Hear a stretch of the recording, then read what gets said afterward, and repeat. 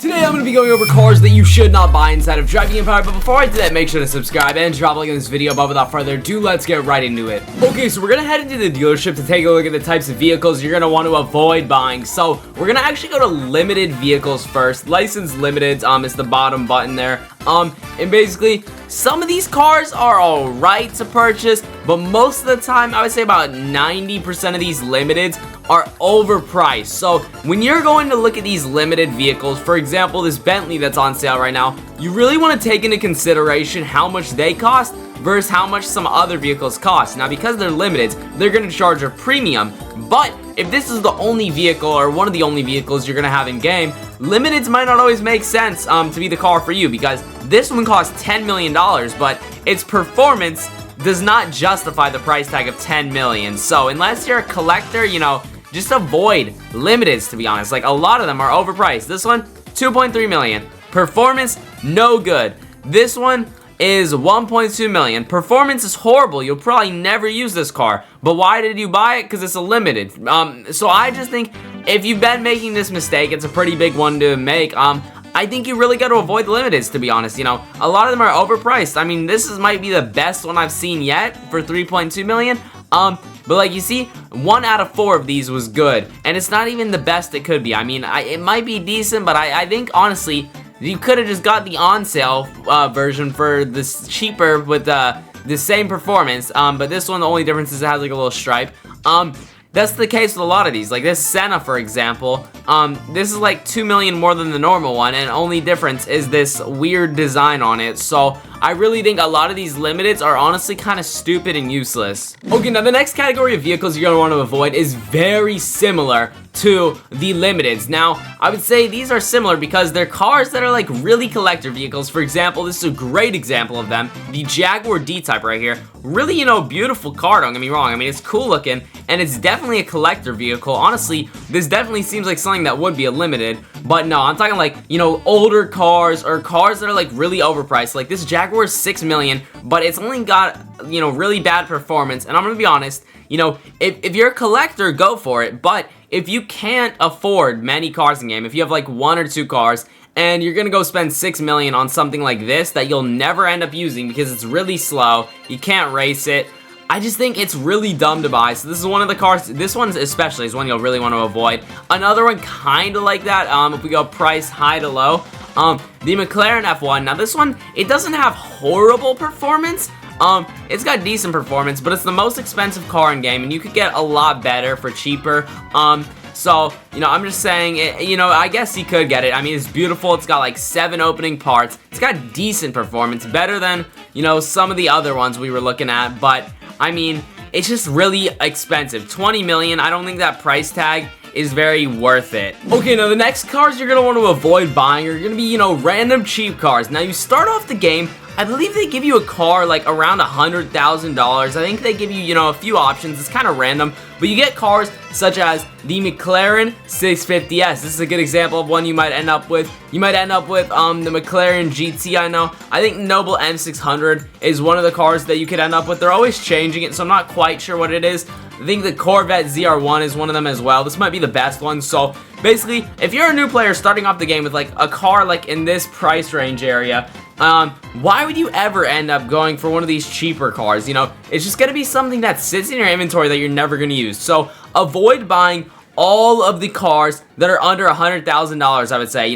Anything that's cheaper than your starter vehicle that you get, I would avoid buying. I would not even bother touching it. I wouldn't get it at all. I think all of these down here are honestly useless, except the Tanaka Tote. This one's just a funny truck, so get it for fun if you want. But I feel like any car under that price is just like useless. It ends up just being a low waste of money. I know it's not too much money down here to buy one of these cars, but trust me, you'd just be better off spending it on an upgrade on one of your more expensive cars. Okay, now the next cars you're gonna want to not buy, you're gonna want to really avoid. These are all the electric hypercars. So especially this Lotus right here. This one is the main one in particular. It's costing $4.35 million, but it is absolutely horrible. It might say it's good with stats, but actually you'd be surprised. I want to show you just how bad this one is. So this is the Lotus hypercar right here. I actually own it. And we're gonna drive it, and you'll see electric cars are not all for their acceleration, but does this thing accelerate? I mean, it accelerates, but nowhere near as fast as an electric car is supposed to. I think it's pretty unrealistic, and the top speed is just absolute buns in this car. It really sucks for a car at this price range. I feel like it could be much better. It doesn't even hit 300. It's only like 288. I know, you know, it's decent, but it could definitely be better. Handling, it's decent in this car. I think that might actually be the only good part of it, but there's other electric hypercars like the Pininfarinas. These ones might be better. I'm not sure. Nope. These ones might be even worse. They're accelerating, yeah, way too slow for an electric car, I feel like.